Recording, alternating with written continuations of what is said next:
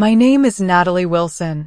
I'm 29 years old, and until 6 months ago, I thought I had the perfect marriage. 5 years with Jason, and I never imagined it would end because of a glass of wine and a punch that changed everything. One moment, I was sitting at my in-laws' dinner table, and the next, I was watching my father-in-law's hand connect with my face while my husband just sat there. When Jason finally spoke, his words shattered my world. Apologize or leave. So I left.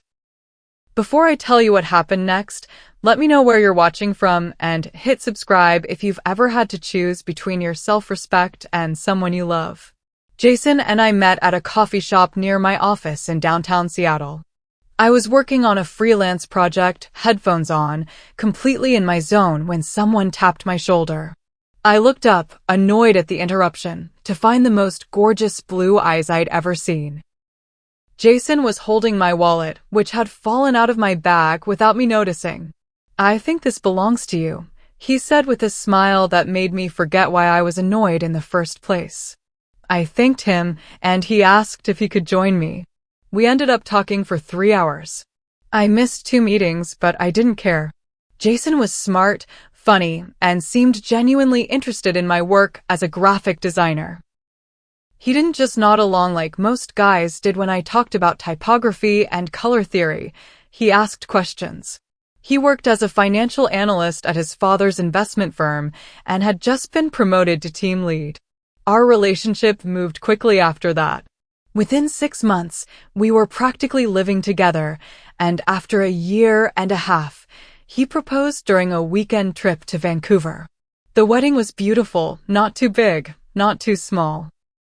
My sister Lauren was my maid of honor, and Jason's college roommate Caleb was his best man.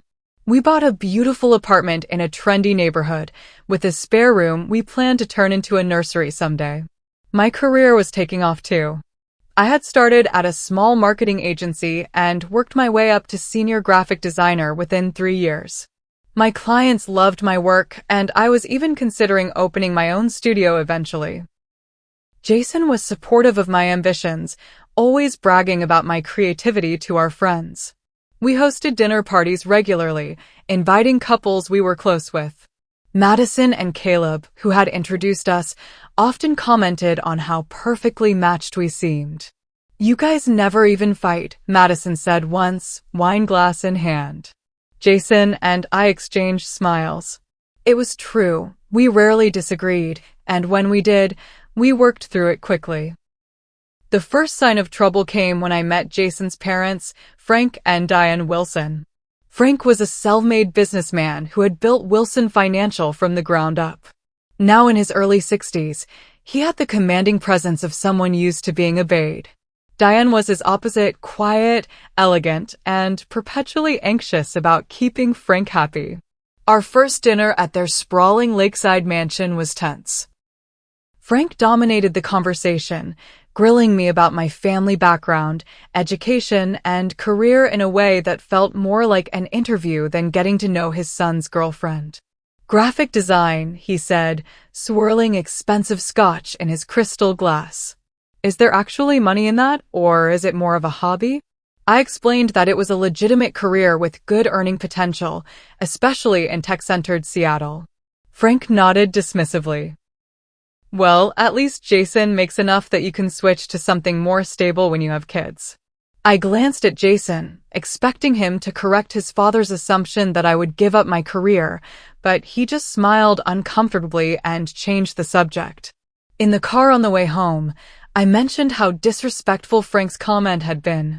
"That's just how Dad is," Jason said with a shrug. "He's from a different generation. Don't take it personally." That became a pattern.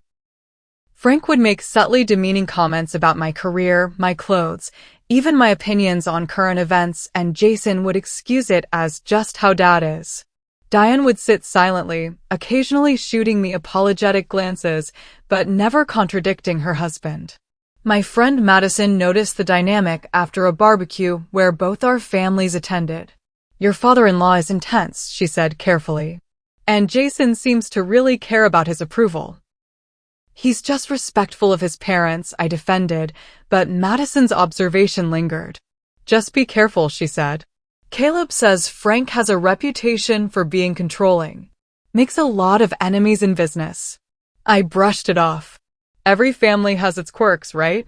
Besides, Jason was nothing like his father. He was gentle, considerate, and treated me as an equal. Or so I thought. Looking back, I should have paid attention to how Jason's demeanor changed around his father.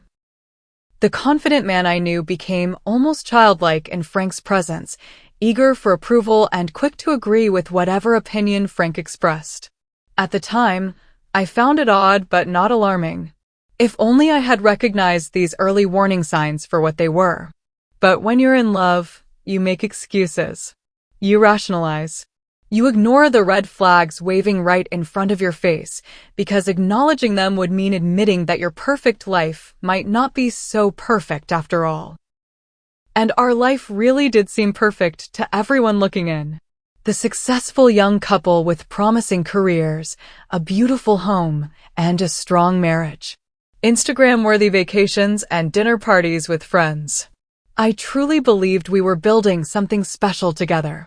How could I have known that it would all come crashing down over a spilled glass of wine? As months passed into years, Frank's behavior toward me grew increasingly critical. What started as subtle digs evolved into open criticism. During a Thanksgiving dinner in our second year of marriage, Frank spent 10 minutes lecturing me about my choice of centerpiece, explaining why my artistic sensibilities were impractical and attention-seeking. A proper table setting should be elegant, but subtle, he informed me while Diane nodded beside him. All this modern nonsense with wildflowers and mismatched candles looks like something from a college dorm. I had spent hours creating that centerpiece, incorporating elements that represented both Jason's family and mine. Jason, instead of defending my efforts, quickly offered to replace it with something more traditional from his mother's collection. Then there was the Christmas when Frank scrutinized my gift to Jason, a custom-designed watch with our wedding date engraved on the back. Seems like a waste of money when he already has several high-quality timepieces, Frank commented, barely looking at the watch that had cost me 3 weeks' salary and months of planning. But I suppose it's the thought that counts. When I landed a major client at work and shared the news at a family dinner, Frank immediately asked if I was prepared for that level of responsibility and suggested Jason look over the contract before I signed anything. I had been managing similar clients for years. Each time, Jason either remained silent or actively took his father's side. Dad's just trying to help, he would explain later. He wants what's best for us. Diane was no better. Her way of handling Frank's behavior was to smooth things over with platitudes.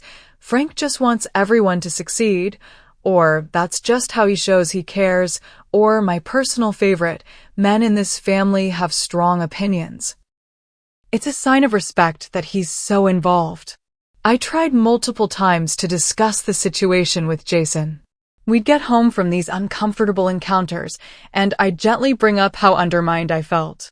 I feel like your dad doesn't respect me, and it hurts when you don't stand up for me, I said after a particularly difficult Easter lunch where Frank had questioned my competence when I mentioned a promotion I was being considered for.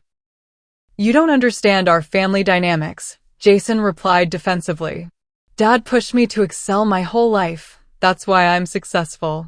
He's just trying to do the same for you.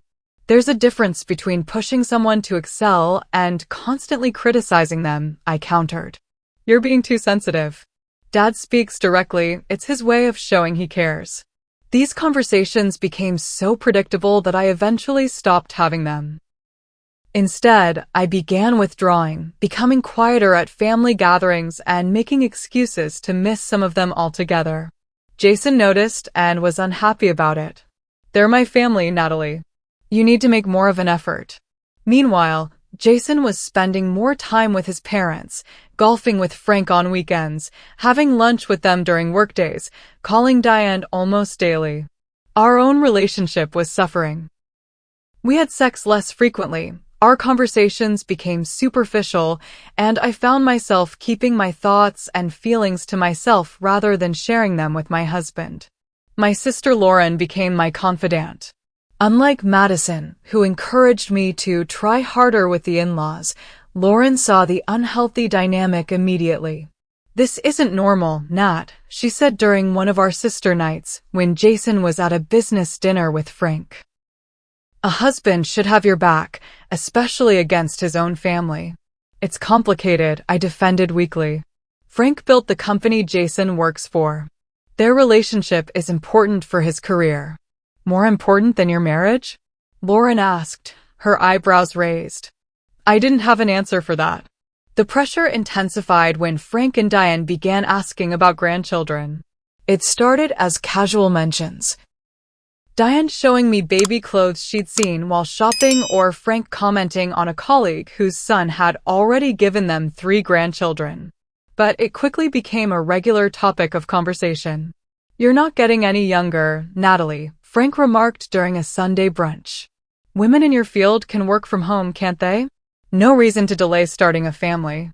Jason and I had agreed to wait at least 5 years before having children. We both wanted to advance in our careers first, and I had health considerations that made pregnancy complicated. But when I reminded Jason of our plan, he seemed less certain. "Maybe Dad has a point. We're financially stable. Why wait?" It felt like Frank was inserting himself into the most intimate aspects of our marriage, and Jason was allowing it, even encouraging it. My anxiety before family gatherings grew to the point where I developed migraines or stomach issues. Jason accused me of exaggerating to avoid his parents. The distance between us widened. Still, I tried. For Jason, I kept showing up to the monthly formal dinners at Frank and Diane's mansion, a tradition Frank insisted upon to maintain family bonds. These dinners had elaborate protocols, formal attire required, cocktails at 6, dinner at 7, specific topics of conversation deemed appropriate. Frank at the head of the table, Diane at the foot, Jason and I on either side. Crystal glasses, fine china, and enough tension to suffocate in. It was at one of these dinners that everything fell apart. The dinner was to celebrate Frank and Diane's 35th wedding anniversary. Jason was particularly anxious about making a good impression, reminding me repeatedly about the dress code and the importance of being on time. I wore a navy blue cocktail dress that I knew Diane would approve of and pearl earrings that had been a gift from her last Christmas, one of her rare gestures of kindness. We arrived at the mansion at 5:55 p.m., but Jason still fretted that we were cutting it close. The house was imposing as always, a 7,000 square foot lakeside property with manicured gardens and a 3-car garage housing Frank's collection of luxury vehicles. A housekeeper greeted us at the door and took our coats while Jason straightened his tie for the 3rd time since we'd parked. "There you are," Frank called from the living room, crystal tumbler of scotch already in hand. His eyes swept over me critically. "Natalie, that dress is a bit casual for an anniversary celebration, isn't it?" "I think she looks beautiful, Dad," Jason said, but his voice lacked conviction. "You're late," Frank continued, checking his Rolex, although we were still 5 minutes early by any normal standard. "Traffic on the bridge," Jason explained quickly. "Won't happen again." Diane floated in wearing a designer dress that probably cost more than my monthly salary. "You both look lovely," she said, air-kissing my cheek. "Come have a drink." Frank's opening a special bottle of wine for dinner. The living room was decorated with fresh flowers and photographs from Frank and Diane's wedding and life together. I complimented the arrangements, and Diane smiled genuinely for once. 35 years, Frank announced, raising his glass. "That's commitment. You young people could learn something about sticking things out through tough times." I bit my tongue, accepting a glass of champagne from the housekeeper. Jason immediately engaged his father in conversation about work, specifically the promotion he'd recently received to senior financial analyst. It wasn't really a promotion so much as a title change that Frank had orchestrated, but Jason spoke about it as if he'd competed against others for the position. "Natalie," Diane said, drawing me away from the men, "how is your little design job going?" "My position as senior graphic designer is going well," I corrected gently. "Actually, I just finished a major rebrand for a tech startup that's getting a lot of positive attention." "How nice," she said vaguely. "Though I always thought you'd have moved on to something more substantial by now, especially with starting a family soon." Before I could respond that we had no immediate plans for children, the housekeeper announced dinner was ready. We moved to the formal dining room where the table was set with what I recognized as their finest china and crystal. The sets reserved for very special occasions. Frank took his time describing the wine he'd selected, a rare vintage from a small French vineyard. Almost impossible to get in the States, he boasted as the housekeeper poured. Cost more than most people's monthly rent, but some things are worth the investment. I nodded politely, acutely aware of the expensive liquid in my glass and Frank's eyes tracking every movement I made. The first course was served. A delicate seafood appetizer that Frank commented was probably too sophisticated for Natalie's palate. The conversation turned to Jason's department at work. Frank had apparently overridden Jason's hiring decision for a new analyst position. Jason wanted to hire a young woman straight out of college. Frank explained to Diane as if I wasn't there. Had to explain to him that client relations requires gravitas. We went with Bill Peterson's son instead. Jason looked down at his plate. "Dad made the right call," he said. I was thinking too progressively. I felt a flare of disappointment. The candidate Jason had originally wanted to hire was exceptionally qualified, with internships at top firms. He'd been excited about bringing fresh perspectives to his team. Now he was endorsing Frank's obvious nepotism. "I thought Caroline had really impressive qualifications," I said carefully. Frank's eyes narrowed.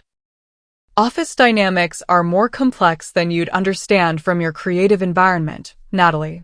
In proper corporate settings, certain standards must be maintained." The implied criticism hung in the air. I took a sip of the exorbitantly priced wine, trying to calm my nerves. Frank turned the conversation to my recent freelance project, information Jason must have shared with him. "Designing websites for a friend's catering business? Isn't that a step down from your agency work?" Frank asked with feigned concern. "It's not a step down," I explained. "Amy is expanding her business and needed a complete brand overhaul. I'm helping her as both a friend and a professional." Frank said dismissively. "Sounds like hobby work." "I'd be concerned if I were you, Jason. Stability is important in a marriage." My hands were trembling slightly with suppressed anger. I reached for a dinner roll, needing something to do besides respond to Frank's belittling comments. What happened next seems both like slow motion and a blur in my memory. My sleeve caught the base of my wine glass as I extended my arm. I felt the resistance, tried to correct, but it was too late. The glass tipped, sending a wave of deep red wine across the pristine white tablecloth. I gasped, immediately grabbing my napkin, but the damage was spreading rapidly toward Frank.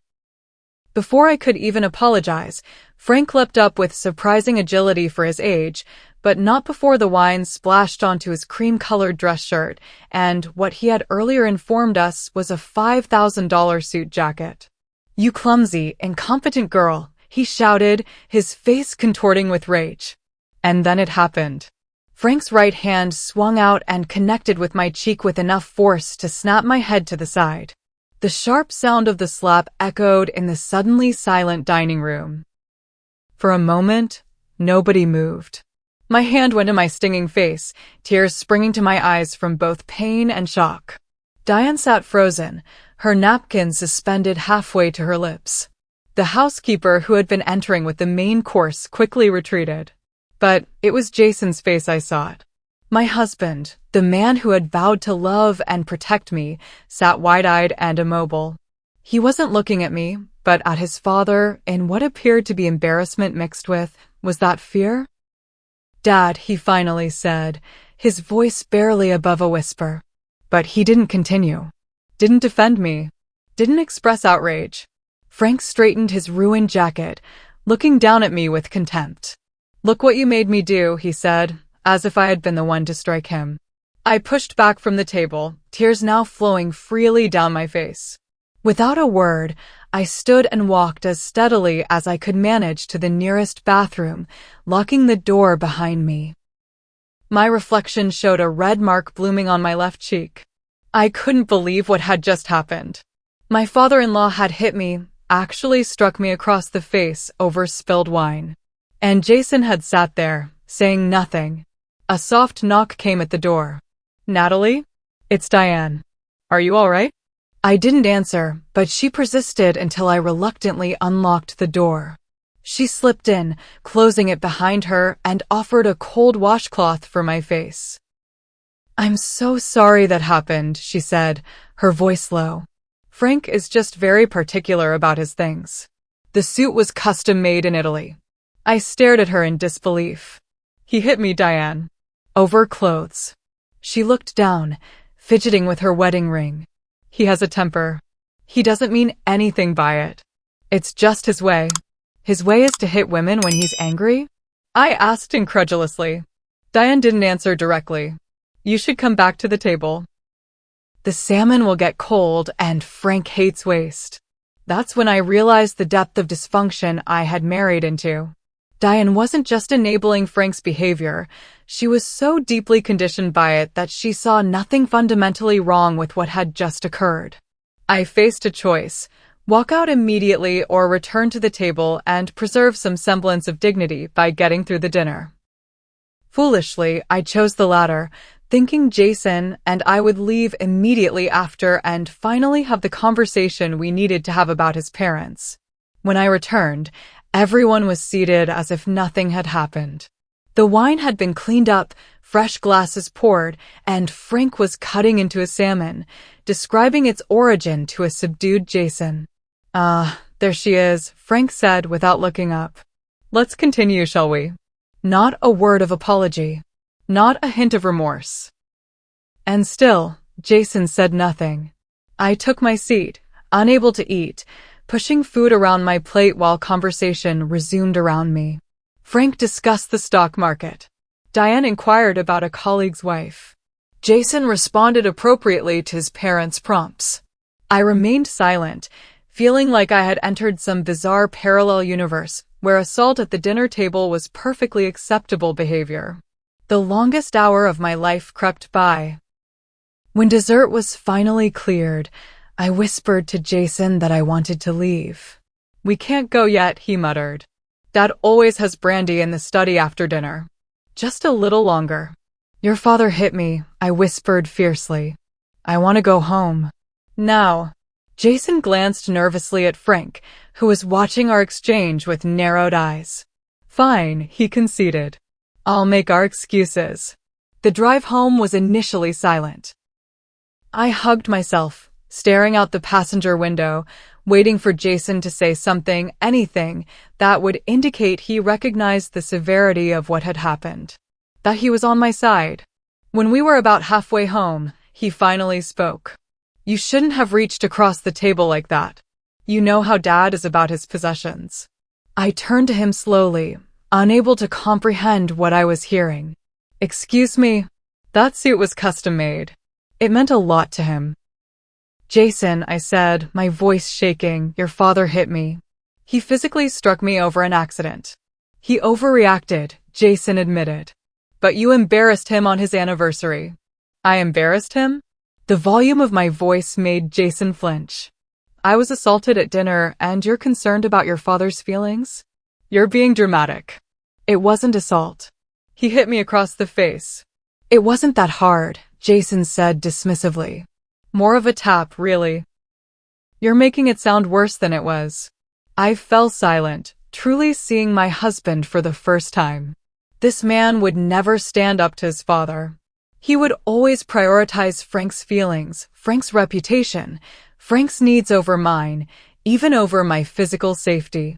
When we arrived home, Jason delivered his ultimatum, You need to apologize to him, or this isn't going to work. Apologize. I repeated. For what? Being a victim of his violence. For ruining their anniversary dinner. For damaging his suit. For making a scene. I will not apologize to a man who hit me, I stated firmly. If anyone deserves an apology, it's me from Frank and from you for not defending me. Jason ran his hands through his hair in frustration. You don't get it. That's not how things work in my family. We respect my father's position as head of the family. Does that respect include letting him hit your wife? He didn't really hit you, Jason insisted, his denial deepening. And if you'd just apologize, this whole thing would blow over. I looked at this man I had married, this man I thought I knew, and realized I was looking at a stranger. Or worse, at Frank's son, through and through. I'm going to bed, I said, too emotionally exhausted to continue. We'll talk tomorrow when you've had time to think about what actually happened tonight. But as I lay awake in our bed, Jason sleeping soundly beside me as if his world hadn't just imploded, I knew with growing clarity that no conversation would change the fundamental truth. My husband had failed me in the moment I needed him most, and he would fail me again if given the chance. The next morning, Jason acted as if nothing significant had happened. He made coffee, scrolled through emails on his phone, and mentioned a dinner with clients he had scheduled for the following week. Did you hear me? He asked when I didn't respond to his question about whether I could join them. The Hendersons are important clients. Dad thinks it would make a good impression if you came along. I'm not going anywhere with your father, I said quietly, cradling my coffee mug with both hands. Jason sighed dramatically. Are you still on about last night? I told you it wasn't a big deal. Before I could respond, his phone rang. Jason glanced at the screen and his expression changed subtly, a mixture of deference and anxiety I recognized all too well. He answered immediately, turning away from me. Hi, Dad. Yes, we got home fine. No, not yet. He glanced at me. I'm working on it. I understand. Yes, sir. I'll let you know. He ended the call and turned to me with a determined expression. That was Dad. He expects your apology today. In person. Something inside me hardened. That's not happening. Natalie, be reasonable. You spilled wine on a $5,000 suit. The least you can do is apologize. He hit me, Jason. He physically assaulted me over an accident. I will not apologize to him. Jason slammed his hand on the counter, making me jump. Why do you have to be so difficult? Just swallow your pride and apologize. That's what being part of a family means. Sometimes you have to compromise. Compromise. I repeated incredulously. Being hit isn't a compromise, it's abuse. And you standing by while it happened and then defending him, that's betrayal. You're blowing this way out of proportion, Jason insisted. It was a tap, not a punch. You're fine. I touched my cheek, which still bore a faint mark. Would you be saying that if I had hit you? Or if you saw a stranger hit a woman in public? Would that be fine too? Jason avoided my eyes. That's different. How? How is it different? Because he's my father. Jason shouted. Because he gave me everything. Because without him, I wouldn't have my job, this apartment, any of it. And there it was, the truth laid bare. Jason's loyalty wasn't to me, his wife. It was to the man who controlled his career, his finances, his sense of self-worth. I see, I said quietly. So this is your final position? I need to apologize to your father for being hit, or else what? Jason's expression hardened. Either you apologize or you need to leave. I can't have this tension between my wife and my parents. It's not sustainable. The moment stretched between us, 5 years of marriage balanced on the edge of a knife. In that moment, I saw with perfect clarity what my future would look like if I stayed. A lifetime of diminishing myself to accommodate Frank's ego, of Jason never standing up for me, of raising children in an environment where abuse was excused as just his way. I'll leave, I said simply. Jason looked shocked, as if he hadn't actually expected me to choose self-respect over our marriage. You don't mean that. I do, I replied, feeling strangely calm. I deserve better than this. You're overreacting, Jason insisted. Take the day to calm down. Think it through. I've made my decision. He left for work shortly after, clearly believing I would reconsider once I was alone. But his departure only strengthened my resolve. I called in sick to work and began packing. It was surprising how few of my possessions felt essential. Clothes, personal documents, jewelry that had been in my family, my laptop and design equipment, a few cherished books and photographs. I left behind the wedding album, the gifts from Frank and Diane, the furniture we had chosen together. Those things belonged to a life I now realized had been built on an illusion. I called Lauren, who answered on the first ring. Nat? Aren't you at work?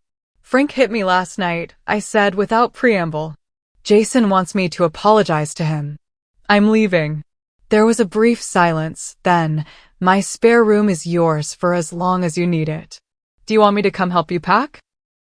I felt a rush of gratitude for my sister's immediate, unquestioning support. No, I'm almost done. But thank you. Text me when you're on your way. I'll be here. I wrote a short note and placed it on the counter alongside my wedding ring. I deserve better than this. Don't contact me, I'll reach out when I'm ready to talk. As I carried the last of my bags to my car, our neighbor Mrs. Chin stepped out of her apartment.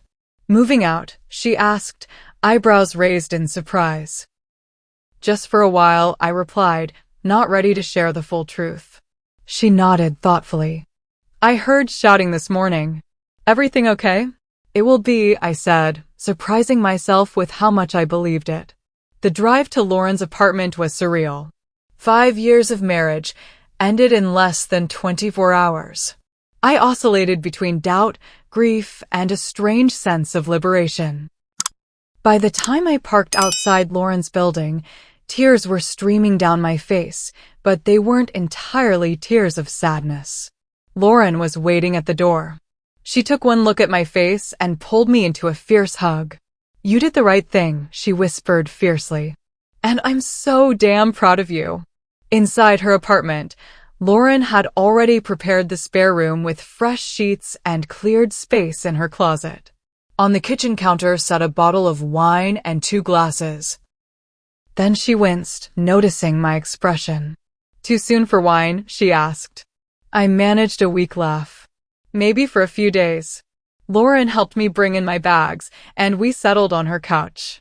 For the first time, I told the complete story of my relationship with Jason's parents, all the warning signs I had ignored, the gradual erosion of my self-esteem, Jason's increasing deference to his father. I should have seen it sooner, I concluded. Don't do that, Lauren said firmly. This is not your fault. The people who were supposed to love and protect you failed spectacularly. That's on them, not you. My phone had been buzzing throughout our conversation, Jason calling repeatedly, then texting, Where are you? This is ridiculous. Come home. You're overreacting. Dad's really upset. You're ruining everything. Please, let's talk about this. The messages vacillated between anger and pleading. I showed Lauren, who snorted in disgust. Block him, she advised. At least for now. Give yourself space to think without his manipulation. I hesitated, then followed her advice. The immediate silence from my phone felt both terrifying and peaceful. That night, in Lauren's spare room, I experienced my first night of freedom. It was a complex emotional landscape, grief for the marriage I thought I had, fear of an uncertain future, but also a profound sense of relief. I had stood up for myself in perhaps the most significant way possible.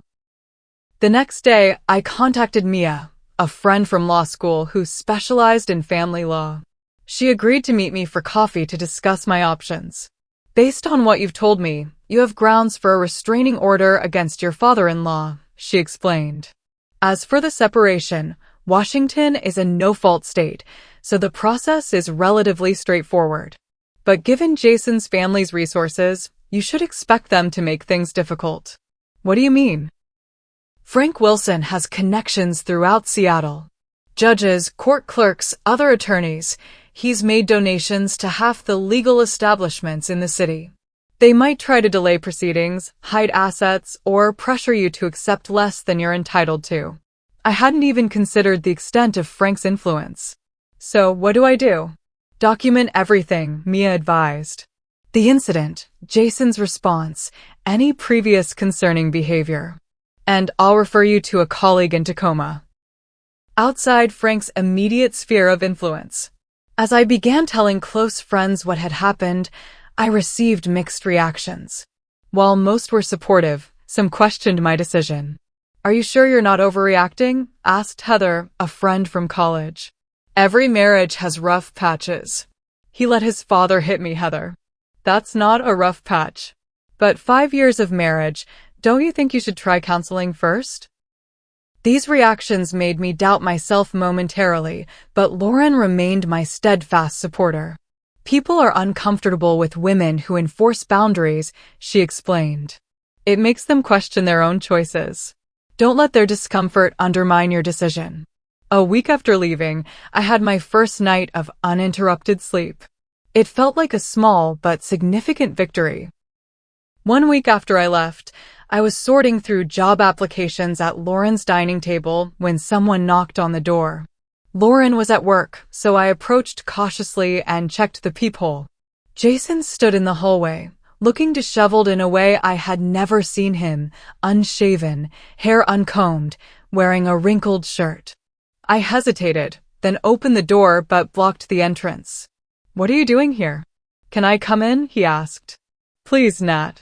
I just want to talk. Against my better judgment, I let him in, keeping the door open and maintaining distance between us. You look good, he said awkwardly, taking in my appearance. I had started doing yoga with Lauren every morning, and despite everything, I was sleeping better than I had in months. What do you want, Jason? He ran his hand through his hair, a nervous gesture I once found endearing. I want you to come home. This separation has gone on long enough. It's been a week, I pointed out. Dad's really sorry in his own way, Jason continued as if I hadn't spoken. He won't say it directly, but he mentioned that perhaps he overreacted. Overreacted? I repeated incredulously. He hit me, Jason. That's not an overreaction, it's assault. Jason winced. Can you stop using that word? It makes it sound so much worse than it was. It's the accurate word. And the fact that you're still minimizing what happened tells me nothing has changed. He sat heavily on Lauren's couch. What do you want from me, Natalie? I'm trying here. Are you? Because it sounds like you're still prioritizing your father's feelings over what actually happened. You don't understand, Jason said, his voice dropping. This isn't the first time. I stared at him. What? Dad has. He's always had a temper. When I was growing up, sometimes he would. Jason trailed off, looking down at his hands. He hit you too, I realized, horror washing over me. Jason nodded almost imperceptibly. And Mom.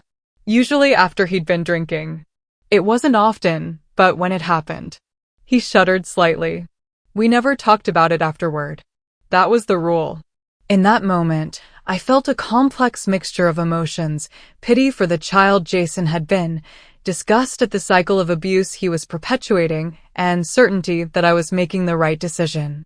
Jason, I said gently, I'm sorry that happened to you. Truly. But can't you see you're continuing the pattern? By excusing his behavior, by expecting me to just absorb the abuse and pretend it didn't happen, you're becoming him. He looked up sharply. I'm nothing like him. You're defending a man who hit your wife. What would you call that? Jason stood abruptly. I knew this was a mistake. You've always judged my family, always thought you were better than us. That's not true, I said, but he was already heading for the door. Let me know when you're ready to be reasonable, he tossed over his shoulder. I've filed for a legal separation in the meantime. After he left, I called Mia immediately. She confirmed that Jason had indeed filed for legal separation the previous day. This is actually good for us, she explained. It gives us time to prepare our case. I'm going to connect you with a financial advisor to help protect your assets. The next few weeks were a blur of legal consultations, paperwork, and difficult decisions. I found a small studio apartment I could afford on my salary and signed a 6-month lease. Lauren helped me furnish it with secondhand finds and a few key pieces from her own home. "It's not much," I said as we arranged the last of the furniture, "but it's mine." "It's perfect," Lauren insisted. "And it's just the beginning." Frank, true to Mia's prediction, did try to make things difficult. He used his connections to delay court dates and filed motions contesting my right to portions of Jason and my joint assets. More disturbingly, I learned through a colleague that he had contacted my agency's biggest client, suggesting I was unstable and unreliable. Fortunately, my work spoke for itself, and my boss stood by me after I explained the situation.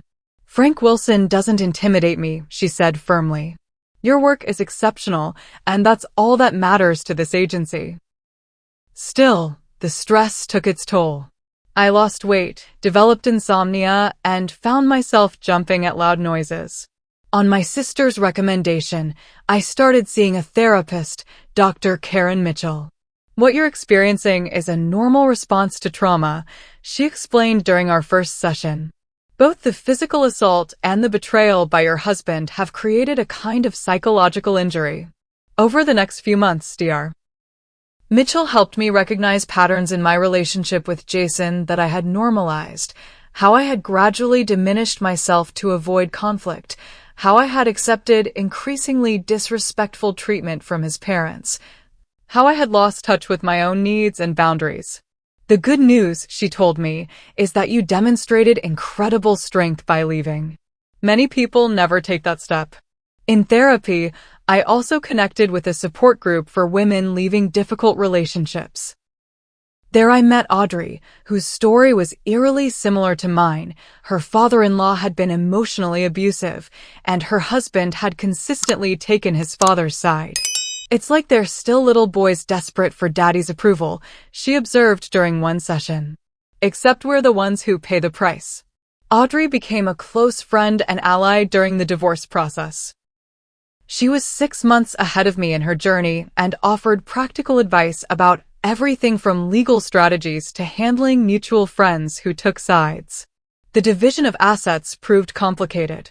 Our apartment had been purchased with a down payment that was a gift from Frank, which Jason's lawyers now argued meant his family had a financial interest in the property. My retirement account, which I had built before our marriage, was safe, but our joint savings became a battleground. Some mutual friends naturally took sides.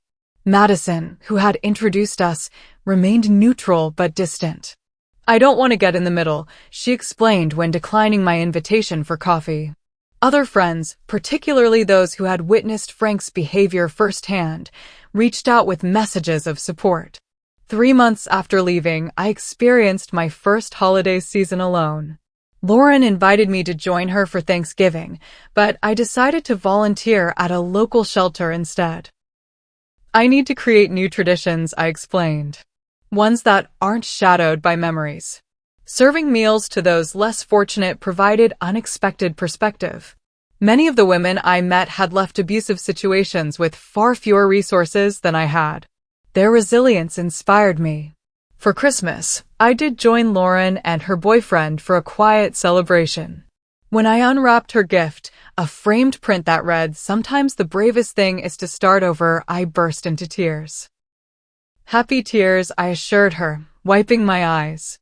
"I think I'm finally starting to believe that."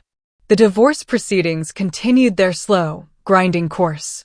Jason's initial anger had given way to sporadic attempts at reconciliation, usually after he'd been drinking. "We could try counseling," he suggested during one of his late-night calls. "I miss you, Nat." "I miss who I thought you were," I replied honestly. "But not who you actually are." By the 6-month mark, I had established a new routine. Work, therapy, yoga, occasional dates with friends, and quiet evenings in my small but cozy apartment. The panic attacks had subsided, and I was sleeping through the night more often than not. I wasn't ready to date, though several friends had offered to set me up. I'm still getting to know myself again, I explained when Lauren suggested introducing me to a colleague.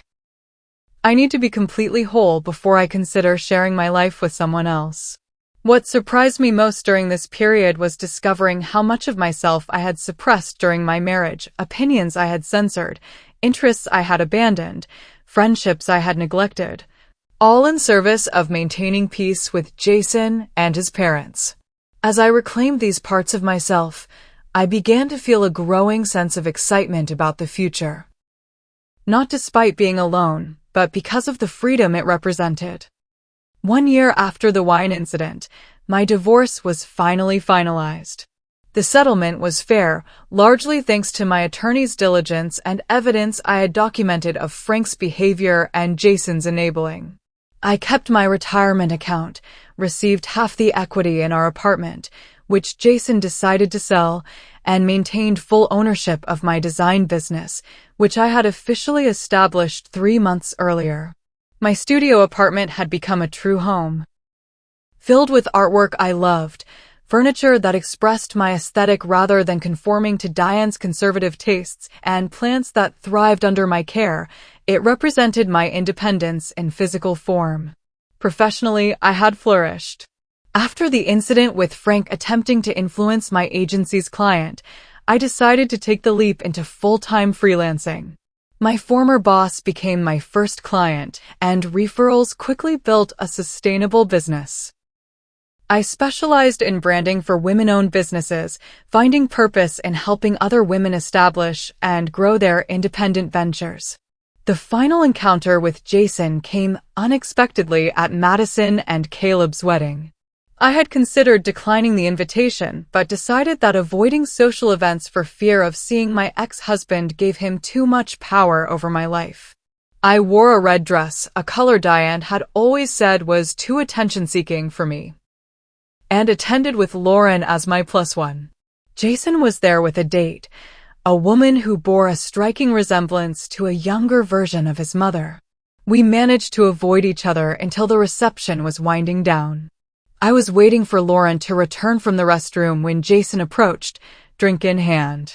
"You look good," he said, echoing his words from that day in Lauren's apartment. "Thank you," I replied simply. "Congratulations on the Anderson account. Madison mentioned you're leading the project." He nodded, looking surprised at my cordial tone. "Thanks. Your business seems to be doing well too.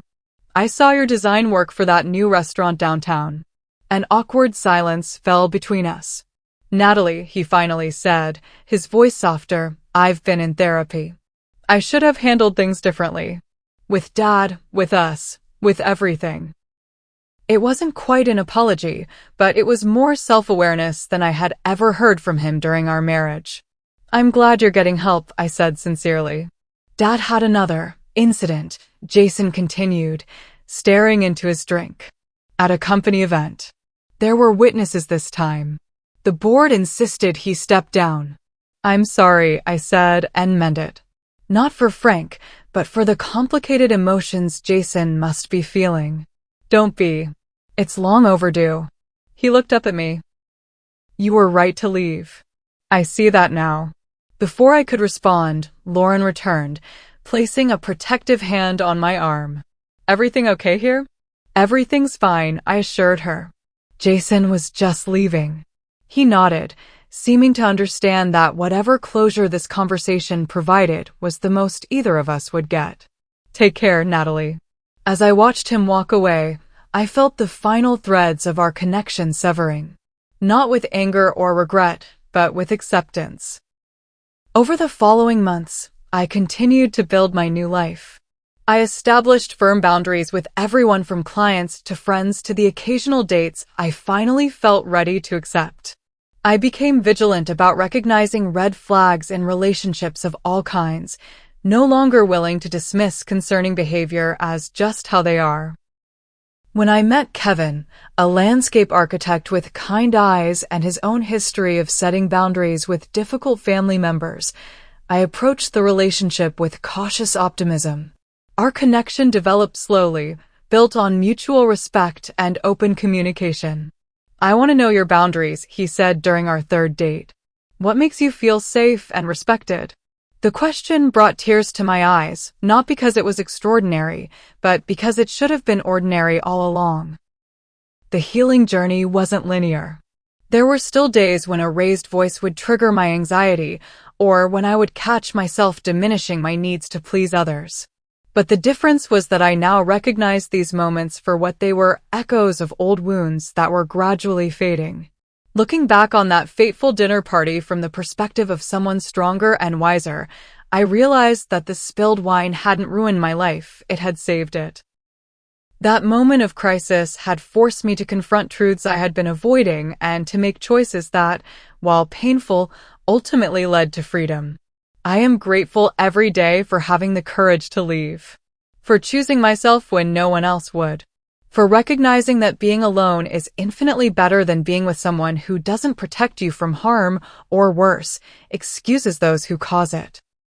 If you're watching this and something in my story resonates with you, please know that you deserve respect. You deserve safety. You deserve to be with people who would never make you choose between your dignity and their love. The hardest step is the first one, whether that's admitting there's a problem, reaching out for help, or walking away from a situation that diminishes you. But I promise you, on the other side of that step is a life you might not even be able to imagine right now.